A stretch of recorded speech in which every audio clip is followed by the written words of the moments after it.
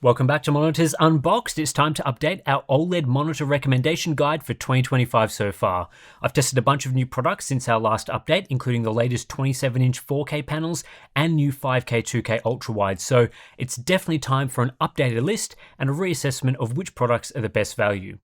Like we mentioned in our other buying guides, the current economic climate isn't the best, especially in the United States, where tariffs continue to be a mess for consumer electronics like monitors. In these sorts of buying guides, there's usually a heavy focus on the price of monitors. After all, what ultimately matters is value, but that's difficult to discuss right now when tariffs are making things unpredictable. We just don't know what's going to happen a month from now. With that in mind, I'm going to try and do my best to navigate the situation and still make this guide useful for people in North America and other regions around the world. As usual, there will be many monitors recommended in this video, so hopefully when it comes time to hit the buy button, at least one of those options will be appealing. We have links in the description below to check current pricing and purchase these monitors. As with our previous best of videos, we tend to talk about and recommend monitors we've personally tested and know to be good, or monitors that are very similar to products we have tested. It's always worth going back and checking out the dedicated monitor reviews we produce for more in-depth thoughts on each product. But just so you know, these recommendations are not sponsored in any way by any company, they're based on our testing and reviews.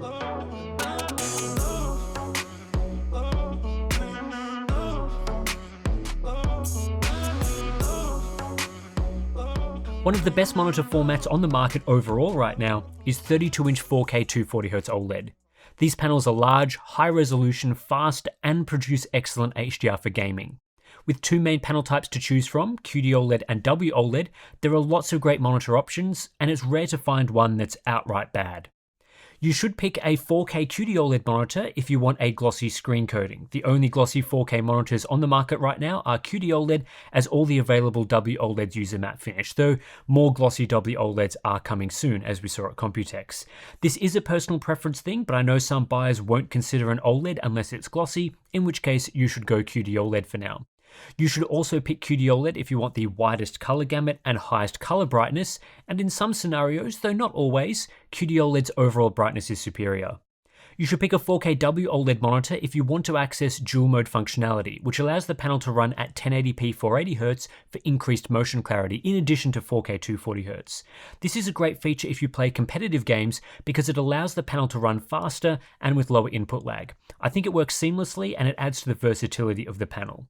You should also pick 4K WOLED if you want a more consistent brightness experience between high and low APL content, where you don't have to worry about panel dimming or different HDR modes. There are lots of 32-inch 4K OLEDs on the market right now, and within the two panel families, performance tends to be pretty similar. You're not going to see differences in response times, brightness, contrast, or general capabilities, and most come with similar configurations out of the box. This means it's generally down to how the manufacturer has tuned the monitor, as well as additional features as to which products are the best. Here are the monitors I recommend and why you might consider each one. The Asus ROG Swift PG32 UCDM is probably the overall best 4K QD-OLED on the market, with the most features including an accurate sRGB mode with unlocked settings, fantastic HDR accuracy, ELMB black frame insertion, and Dolby Vision support. In a lot of regions, this ROG Swift monitor is the most expensive, and it has an MSRP of $1,300 US, but I am starting to see regular sales bringing it down into the $1,000 to $1,100 range, and at those prices, it's worth considering. MSI offer a couple of cheaper options in the MPG 321 URX and the MAG 321 UPX, which are both in the $900 to $1,000 US range. The better of the two is the 321 URX, as it has more USB ports and better factory calibration, but the 321 UPX is also available if you want to save a small amount of money. These are not as feature-rich as the Asus model, no black frame insertion or Dolby Vision support, but performance is still excellent and they are typically better value. MSI also offer the MPG 322 URX, which is essentially the same monitor as the 321 URX, but with the addition of DisplayPort 2.1 instead of DisplayPort 1.4. If the pricing makes sense in your region, it's definitely worth considering the 322 URX, but typically it's much more expensive and hard to justify given how similar it is to the 321 URX. I would get the MSI model if it was at least 10% cheaper than the Asus model, otherwise the Asus is the better buy. The Dell Alienware AW3225QF is the model you'd get if you want a curved screen. I personally prefer flat as I think it makes more sense on a 32-inch 16:9 panel, but if you love a curve, Dell has you covered. Performance is very similar to the Asus and MSI models with a good feature set too, including Dolby Vision support. In many regions, this is one of the cheapest options and it presents great value, often beating the MSI variants. Gigabyte also offer two 4K QD OLEDs, the Aorus FO32U2P and FO32U2, but in some regions they are becoming harder to recommend due to their price, which can be several $100s more than the MSI, Asus or Dell variants. Still, you should also consider the Gigabyte models if you want more HDR modes than its competitors, which gives you a bit more customization over how the display performs. Calibration is as good as the others. The FO32U2P is more expensive due to the inclusion of DisplayPort 2.1, but I don't believe this is worth paying a huge premium for, so I'd lean much more towards the FO32U2. Samsung also offer multiple 32-inch 4K QD OLEDs, the G80SD and G81SF, which are 2024 and 2025 versions respectively. I've tested the G81SF and it performs reasonably well, though it isn't as strongly calibrated as the models from other brands. The main reason to get the Samsung models is they come with a matte coating, so if you want matte plus QD OLED, the G81SF is the way to go. The main difference between the G80SD and G81SF is the former has Smart TV functionality and the latter newer model does not. If you can grab one of these on sale, you might find its excellent value in your region, but the MSRP is too high in my opinion. Finally, I also recommend the Asus ROG Swift PG32 UCDP if you want the 4K WOLED panel instead. I've also tested the LG variant, but I believe the Asus model is clearly better due to its superior performance, features and tuning. This one is pretty simple. Buy the PG32 UCDP if you want the WOLED panel and its dual mode functionality, better brightness performance in brighter scenes, and matte coating. It's a great display, but it is on the pricier side, typically around the $1,200 US mark. Again, a lot of this comes down to price and specific features you might be interested in. I think all of these models I have mentioned have various strengths that are worth considering at the right price, and you won't find drastic performance differences from one model to the next. These 4K 240Hz QD OLED and WOLED panels are excellent, and I think you'll be really happy with one.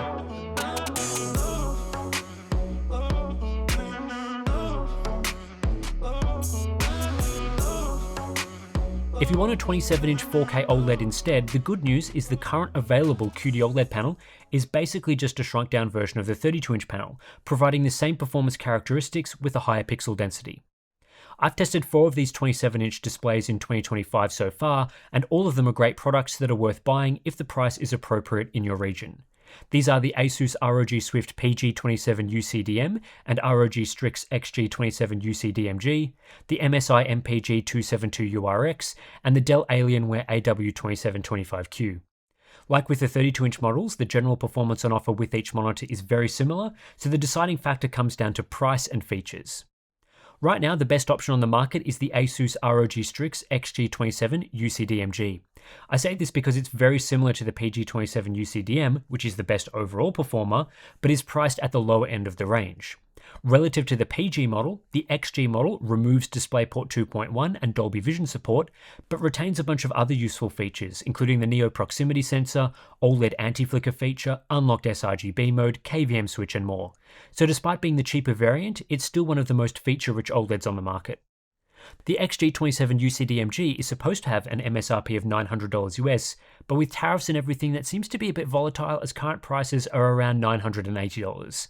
Still, it's just shy of $200 cheaper than the PG27 UCDM for what is a very similar product, so I would only consider the PG version if you specifically wanted its additional features. Alternatively, in the future the price gap might be a lot smaller, in which case either model could end up a good buy. The Dell Alienware AW2725Q is also worth considering, as it's typically the cheapest model in most regions. It's not as feature-rich as the Asus variant, but it still packs excellent performance, and with the current price tag of just $900 US, it's offering great value, and at times you can find it for even less. In Australia, it's just $1,200 Aussie, compared to $2,000 for the PG27 UCDM and $1,700 for the MSI 272 URX, making it by far the better choice. In Europe, you'll find similar with pricing below €1,000, making it a toss-up with the XG27 UCDMG. These are clearly the two leading options at the moment.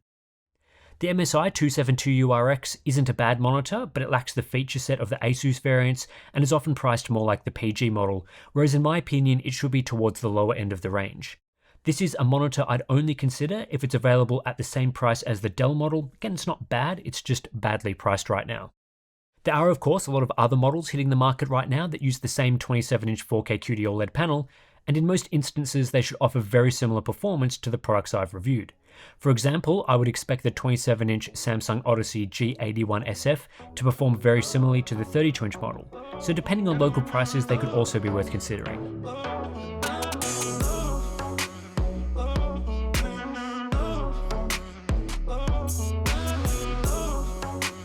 If you're after a 1440p OLED gaming monitor, there are more options than ever, and pricing competition is fierce. There's a couple of ways you can go here, and it really depends on what is available in your region and at what price.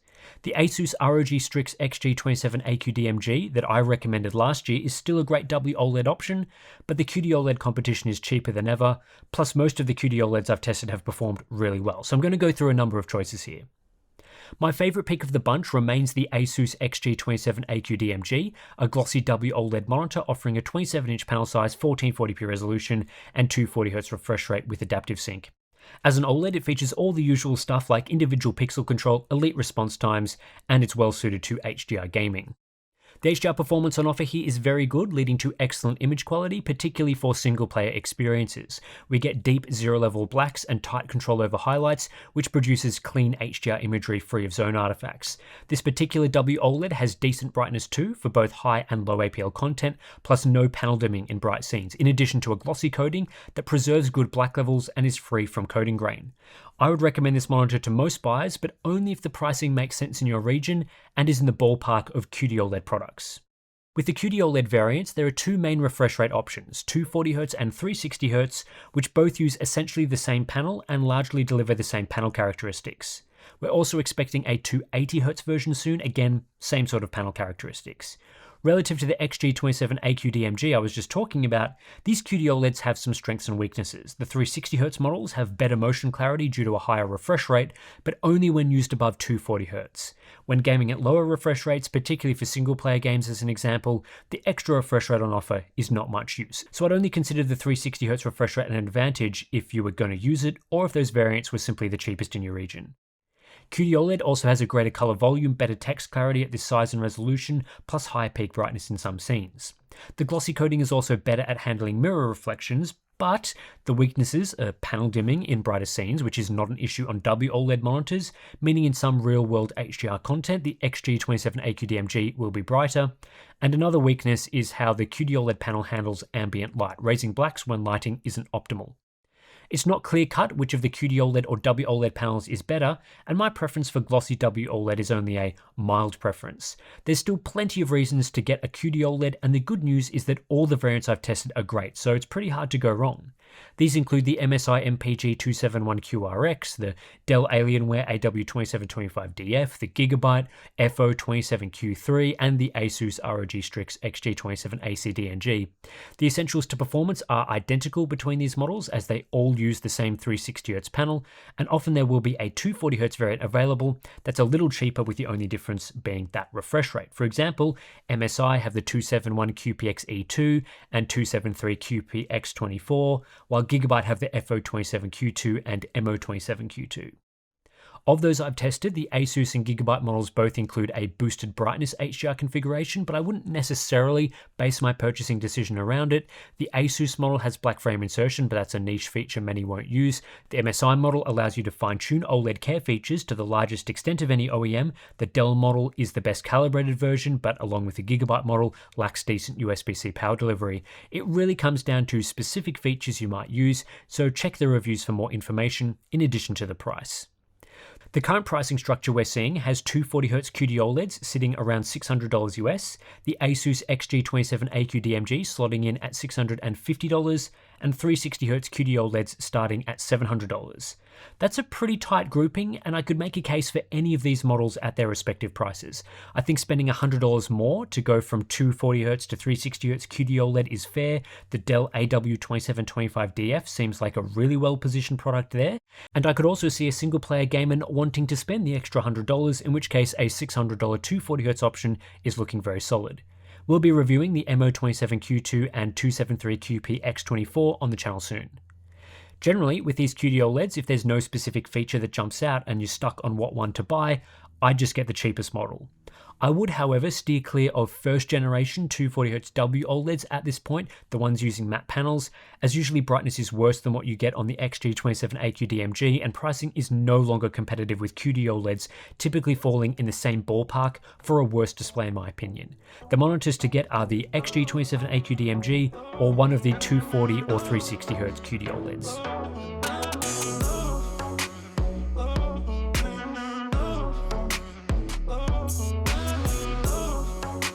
If money is no object and you want the absolute best of the best 1440p OLED gaming monitor, you should consider one of the latest extreme refresh rate models. OLEDs are already fast at 240 and 360Hz, but are even better at 500Hz, and that's what you get with the latest high-end panels. In my opinion, the best choice right now is the MSI MAG272QP QD OLED X50, a mouthful of a name that produces top-tier performance. Now currently there are two super high refresh rate 1440p OLED panels on the market. There's a 480Hz W OLED option that debuted last year and a 500Hz QD OLED option from this year. The difference between 500 and 480Hz is negligible, but in my opinion the QD OLED version is generally better. It has a glossy screen finish that is preferred by most buyers, higher SDR brightness and better color volume. It's also the cheaper option. The aforementioned MSI 272QPX50 is debuting at $850 when it releases this month, whereas the W OLED options are more in the $1,000 range, and I see little reason to spend the extra money on something like the Asus PG27 AQDP. There's plenty of reasons to buy a 500Hz OLED, the main one being its outstanding motion clarity for competitive gaming. This is a super fast, super high refresh rate monitor that delivers unparalleled clarity and responsiveness. In fast-paced games, you'll find it easier to spot and target enemies on a monitor this clear and with such low input lag. It achieves this clarity natively as well, no need for tricks like backlight strobing, meaning it retains full support for adaptive sync and HDR without sacrificing its motion performance. This new 1440p 500Hz QD OLED also provides benefits in other areas relative to other QD OLED panels, chiefly increased SDR and HDR brightness. The 272QPX50 is much more expensive than lower refresh rate models, so if you're just a single player gamer that wants the best HDR experience, it might be hard to justify the additional cost to access these brightness capabilities, but it is a better panel overall, and if you have the cash to spend, this really is the ultimate 1440p monitor in all areas. MSI are not the only brand that will be coming out with 500Hz QD OLED monitors. We're also expecting other variants from brands like Gigabyte, Acer, Samsung, and so on. Based on our testing of other OLED displays, I would expect these other variants to perform very similarly to the MSI model, so if they're available in your region, I would definitely consider them. Right now, I've only tested the MSI model though, so it gets our recommendation, and it seems to be priced pretty fairly.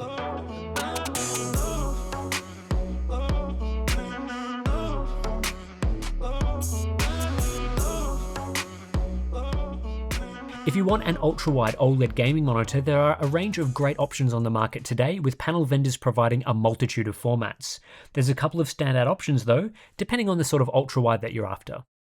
The best ultra-wide on the market is the LG 45GX950A. It has a massive 45-inch 5120x2160 W OLED panel running at 165Hz, providing a level of quality and immersion that has only been possible since this panel debuted earlier this year. It dominates your field of view at a normal desk viewing distance and is amazing for single-player gaming and simulator setups.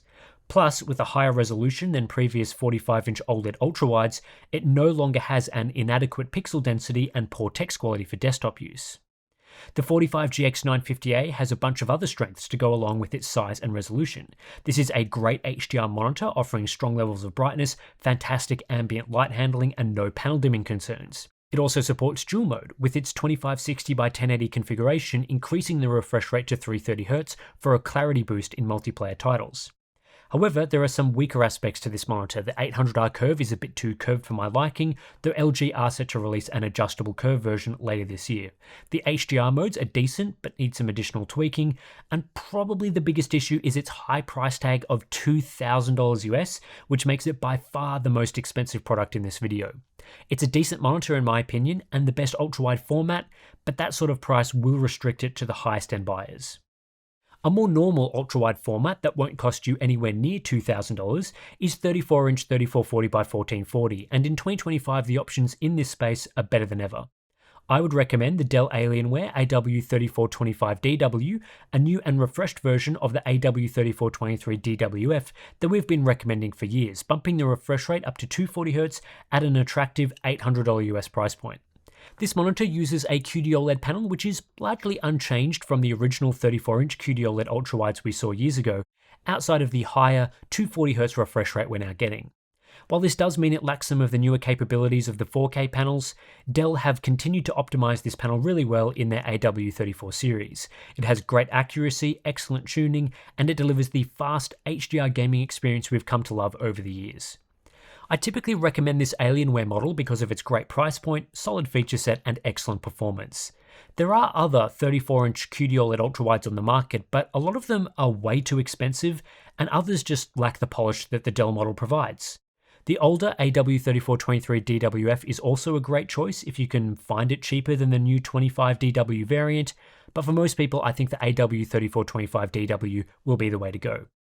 Lastly, if you want an even wider panel, there are 49-inch 5120x2160 QD-OLED panels available at up to 240Hz, providing a 32:9 aspect ratio, which is the equivalent of two 27-inch 1440p panels stitched together side by side. It's a very immersive format if you have the desk space to accommodate it, ideal for racing and flight simulators. My lukewarm recommendation in this category remains the Samsung Odyssey OLED G95SC or the G93SC at around $1,000. The higher end G95SC is the model I tested, and it comes with full smart TV functionality. If you don't want that functionality and are fine with the more basic OSD and feature set, the G93SC should be the same monitor without those features. $1,000 is a very reasonable price for this type of monitor these days, given how expensive they were to begin with. So that's it for this OLED gaming monitor recommendation video. A lot of the excitement in the monitor market at the moment has been for OLED gaming monitors, and there has never been more options to choose from. While a lot of the main panel formats are now available, both LG Display and Samsung Display are continuing to evolve their offerings, and we're expecting plenty more good stuff to be released throughout 2025 and into 2026. As always, if you do want to learn more about the monitors I've been talking about in this video, I have individual reviews available right here on Monitors Unboxed for most of them. I'd also recommend checking the links in the description for updated pricing information, as this does change over time, so check down there if you are watching this video weeks or months after it went live. We also appreciate anyone that uses those links to buy one of the monitors we've recommended in this video if you have found it useful. So anyway, that's it for this video. If you do want to support Monitors Unboxed and all of the extensive testing and reviews that go into the sorts of videos that we make, including these recommendation guides, then the best way to do that is via Patreon. If you sign up, you get access to some pretty cool benefits. We've got our Discord chat, great place to chat about monitors, dedicated monitor channel in there. And if you want advice on your next monitor purchase, there's a great place to get some advice, recommendations, and I'm in there chatting with you from time to time. We also have BTS content. You can get the OSD settings from all the monitors that we've tested available for Patreon members. So yeah, it's great to support the channel via that way. Anyway, thanks for watching. I'll catch you in the next one.